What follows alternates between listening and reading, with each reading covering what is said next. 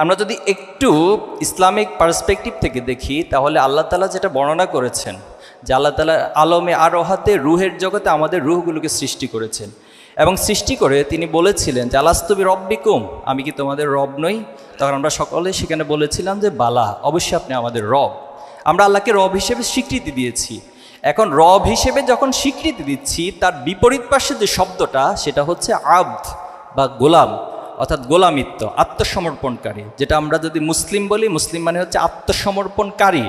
আসলামতু লিরব্বিল আলামিন, আমি আমার রবের কাছে আত্মসমর্পণ করলাম। এখন আরেকটা কোশ্চেন আপনাদেরকে করি, সেটা হলো যে এই পৃথিবীতে কি আমরা নিজের ইচ্ছায় এসেছি নাকি অন্য কারো ইচ্ছায় এসেছি? বলুন, নিজের ইচ্ছায় কে কে আসছেন এই দুনিয়াতে?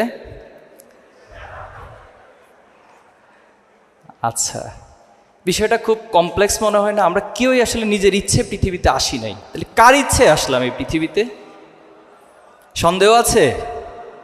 সন্দেহ নাই।